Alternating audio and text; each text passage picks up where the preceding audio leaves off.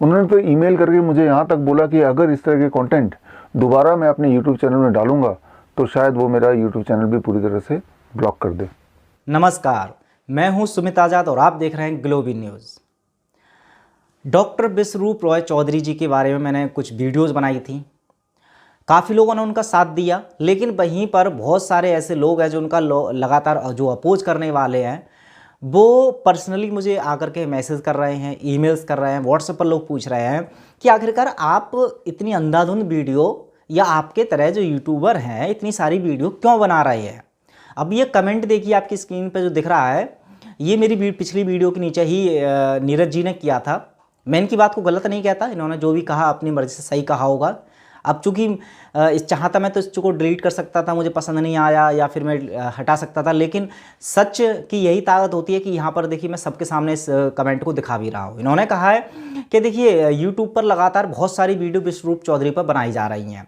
अब जितने भी यूट्यूबर हैं वो सिर्फ वीडियो इसीलिए बना रहे हैं कि वो पैसा कमा सके, यूट्यूब से लगातार पैसा कमा सके, क्योंकि वैसे तो सब काम बंद है, बस यूट्यूब ही पैसा दे रहा है। तो सबसे पहले तो उनको ही बता देता हूँ कि डिजिटल मार्केटिंग हो चाहे ऑफलाइन मार्केटिंग हो, हर जगह बहुत ज़्यादा फ़र्क पड़ा है।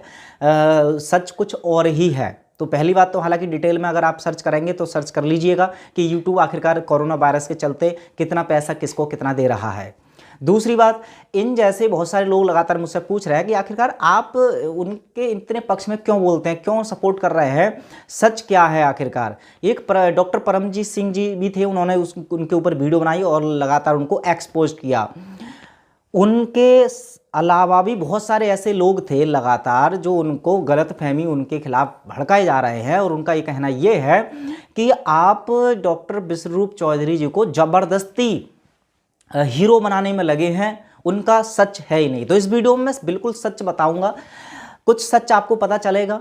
और यहाँ पर देखिए एक स्टोरी आपके साथ शेयर करूंगा। अब वो स्टोरी किसी ऐरे गहरे या दूसरे की नहीं है, वो खुद की, मेरी लाइफ की, खुद की जीवन की है कि कैसे मेरी ज़िंदगी को खुद को डॉक्टर विश्वरूप चौधरी जी ने बदल दिया और उनसे मुझे पर्सनली क्या फ़ायदा मिला, जिसकी वजह से आज मैं उनके ऊपर वीडियो लगातार बना रहा हूं, उनकी वीडियोस को शेयर कर रहा हूं, उनका प्रचार कर रहा हूं, या उनके बारे में जो आवाज़ उठा करके है वो बोल पा रहा हूं। हालांकि मैं अकेला ऐसा नहीं हूं, बहुत सारे मेरे साथी, बहुत सारे लोग हैं, आप भी जो वीडियो देख रहे होंगे लगातार डॉक्टर साहब को सपोर्ट कर रहे हैं। अब वो सपोर्ट करने की वजह ये नहीं है कि डॉक्टर साहब सबके रिश्तेदार लगते हैं या उनसे कुछ लालच है तभी वो कर रहे हैं।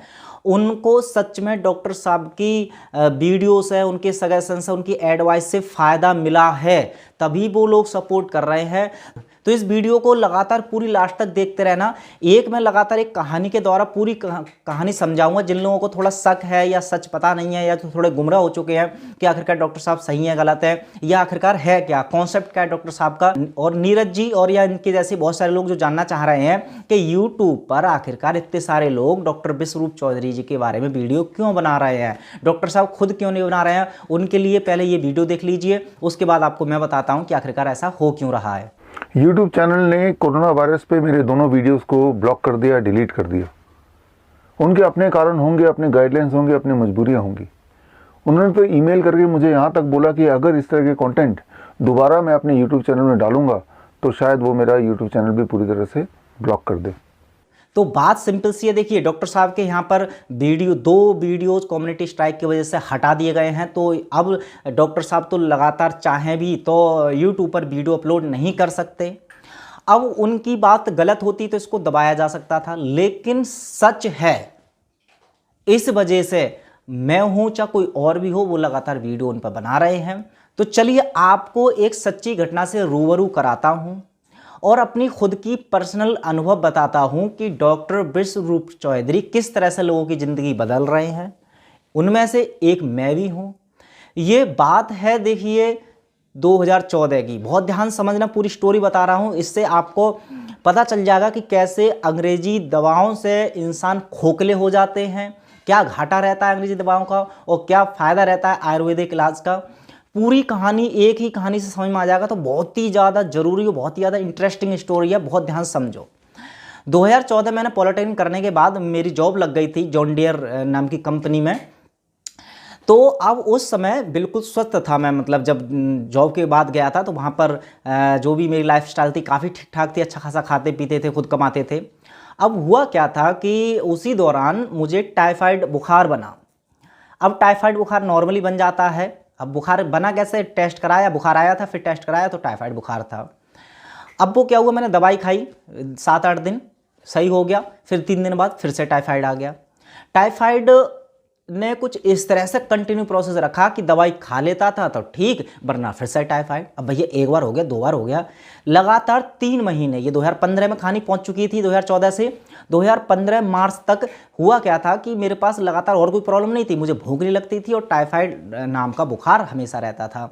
जब भी दवाई बंद कर देता था तब बड़ी समस्या आई। अब हुआ क्या, चूंकि टाइफाइड है, भूख लग नहीं रही है, तो शरीर धीरे धीरे मेरा खराब होने लग गया और कमजोरी भी मुझे महसूस होने लग गई। लगातार मैं अंग्रेजी दवाएं खाता रहा, क्योंकि सिंपल हमारे पास तरीका यही होता है और उस समय मेरे पास कोई और आइडिया था भी नहीं।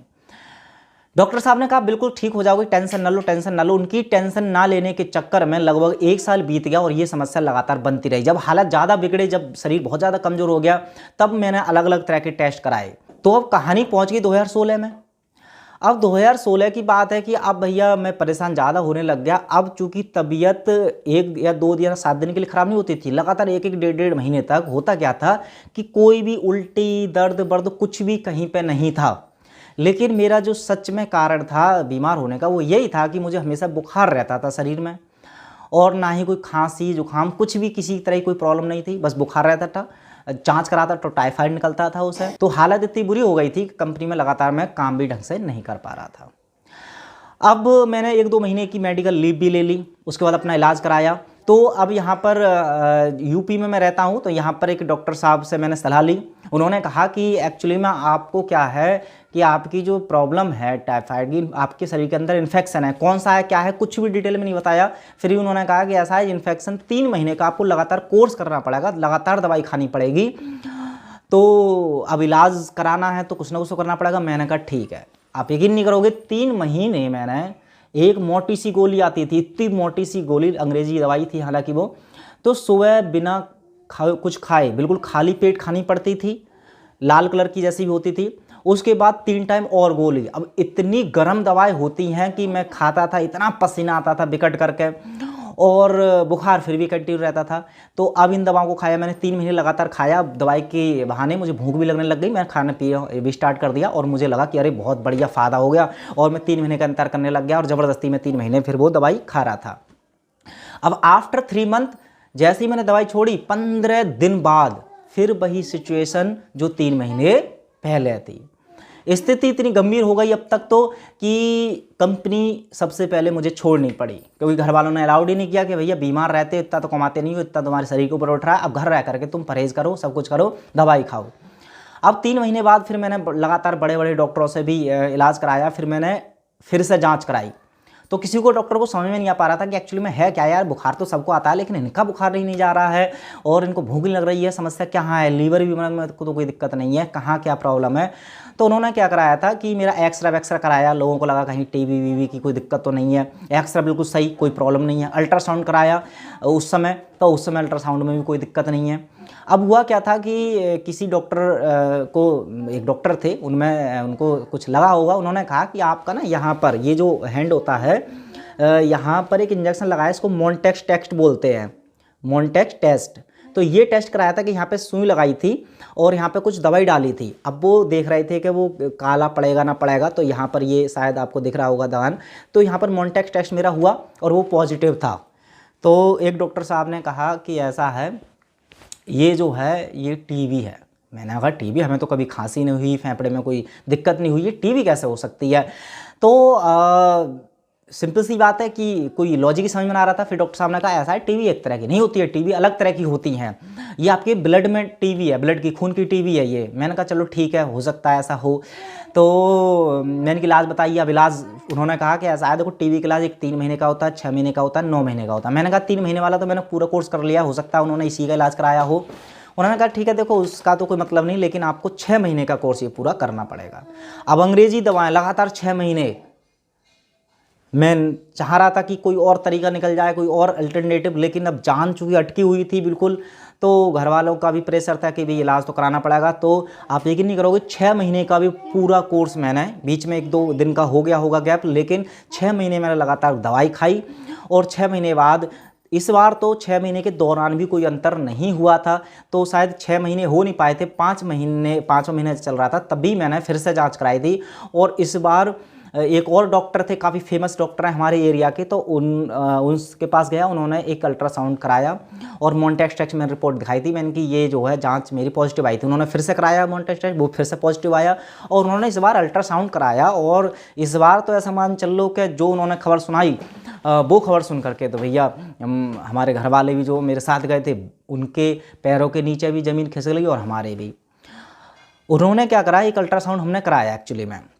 अब पहले तो उन डॉक्टर साहब के पास गए, तो उन्होंने अल्ट्रासाउंड देखा, ऐसा है देखो साहब इन्फेक्शन है। मैंने कि इन्फेक्शन है, काय का इन्फेक्शन है, कैसा इन्फेक्शन है, कैसा है, देखो ये ना तुम्हारी छोटी आंत होती है, जो स्मॉल इंटेस्टाइन होती है, जो कि खाने को एब्जॉर्ब करती है, खाने में से जो भी कुछ पचता है वो अच्छी अच्छी चीज़ें छोटी आंत ही पचाती है।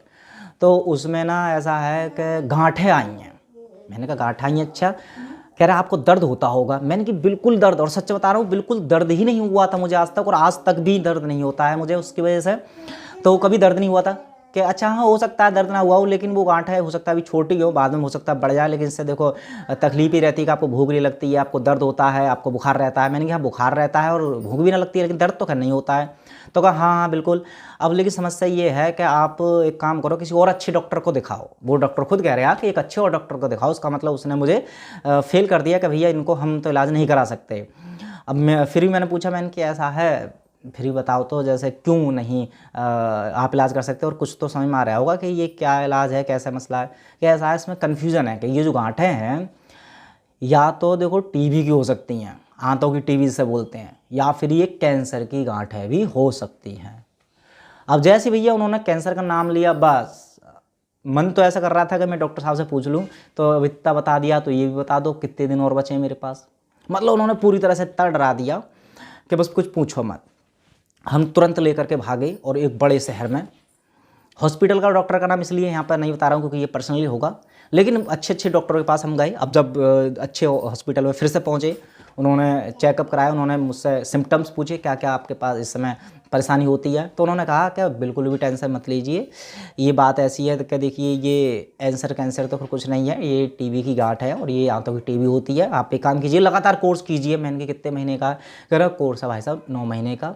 ऐसा है 6 महीने आपको लगातार अच्छी से दवाई खानी पड़ेगी, और फिर 6 महीने के बाद आपको केवल एक टैबलेट चलती रहेगी जो कि खाली पेट खानी हो करेगी। मैंने कहा 9 महीने, बड़ा अजीब सा लगा। मैंने कि भैया ये तो मतलब 9 महीने का मतलब समझ ही रहे होगे तुम। मैंने कि यार कोई दिन भी ढंग से बताते, 1 महीना, 1.5 महीना, 2 महीना।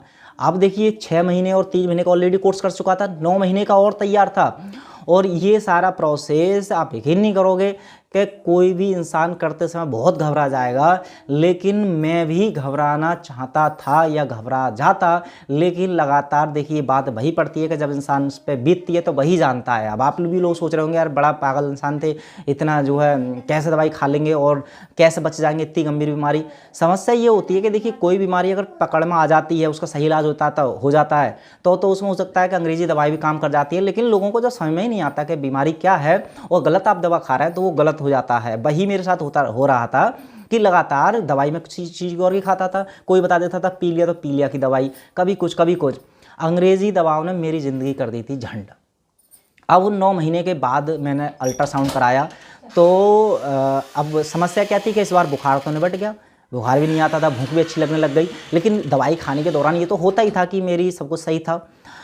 मुझे लगा मैंने कि चलो ठीक है अब तो फ़र्क हो गया होगा क्योंकि 9 महीने का कोर्स किया है। अल्ट्रासाउंड लेकिन जब कराया तो फिर से वही गांठ आई। तो डॉक्टर साहब ने कहा कि ऐसा है, देखो पहली बात तो अगर ये कैंसर की गांठ हैं तो वैसे भी इलाज कराने में कोई फ़ायदा नहीं, क्योंकि कैंसर का कोई इलाज ही नहीं होता है। और बात रही देखो आपको कोई जब दिक्कत ही नहीं है, कोई परेशानी नहीं है, कोई दर्द वर्द नहीं होता है, अब तो बुखार भी नहीं आ रहा है, तो जब तक भैया आप एक काम करो, खाओ पियो, और अगर कोई परेशानी हो तब आ जाना, क्योंकि अल्ट्रासाउंड में तो खरी गांठ आई हैं, हो सकता है पता नहीं किस वजह से। यानी कि 9 महीने इलाज करने के बाद भी उन डॉक्टर को ये नहीं पता चला कि ये गांठ किस वजह से थी और वो ख़त्म नहीं कर पाए। अब उसके बाद क्या हुआ कि जब वही इतने बड़े बड़े डॉक्टरों से जब हो गया तो उस समय फिर मुझे बुखार थोड़ा कम आने लग गया। लेकिन फिर भी बीच बीच में मुझे टाइफाइड तो बहुत जल्दी बन ही जाता था। तो मैंने इस बार सोच लिया, मैंने कि अब भैया चाहे मर जाएं चाहे जी लें, अब अंग्रेज़ी दवाएं नहीं खानी है, क्योंकि खाने की हद होती है। तभी मैं यूट्यूब पे सर्च करता रहता था कि यार मैं अपने अंदर की मतलब कैसे कैपेसिटी बढ़ाऊं, या जो इम्यूनिटी सिस्टम है वो कैसे सही करूं, वजन कैसे बढ़ाऊं, ये कैसे करूं, वो कैसे करूं। तभी एक डाइट प्लान मैंने देखा डॉक्टर बिस्वरूप चौधरी जी का। मैंने पहली बार यूट्यूब पर ऐसा देखा जो इतने टेक्निकल तरीके से, बेहतरीन तरीके से उन्होंने उसको समझाया। उनकी एक वीडियो छोड़ी, मैंने लगातार बहुत सारी वीडियोस देख ली। जैसे उनकी वीडियो देखी तो मुझे एक बात तो समझ में आ गई कि एक्चुअली में देखिए जो इलाज होता है, कि इलाज किसी एक बीमारी का हो सकता है, लेकिन अगर आपने अपना इम्यूनिटी सिस्टम, रोगों से लड़ने की क्षमता ही अगर तेज़ कर ली खा पी करके, तो यार तुमको इलाज कराने की ज़रूरत ही नहीं रहती, आपका शरीर खुद लड़ लेता है रोगों से। तो मुझे ये बात दिमाग में भेजे में घुस गई। तो अब डॉक्टर साहब का मैंने डाइट प्लान फॉलो किया। फॉलो करते करते लगभग, अभी ज़्यादा लंबी बात नहीं है, मतलब ये अभी उनका डाइट प्लान तो मैंने लगभग 6-7 महीने पहले ही शुरू किया था। उनकी वीडियोस मैंने देखी यूट्यूब पर और उनकी वेबसाइट पर भी जा करके। तो अब 6-7 महीने पहले, क्योंकि अब देखिए 2014 से कहानी स्टार्ट हुई, 2016, 17, 18, 19, 18 तक भी मैंने दवाई खाई थी, 19 तक ऐसे ही गाड़ी चल रही थी। लेकिन अब मैंने 19 के लास्ट में आकर के ये चीज़ स्टार्ट करी थी, जो शायद जुलाई की बात है।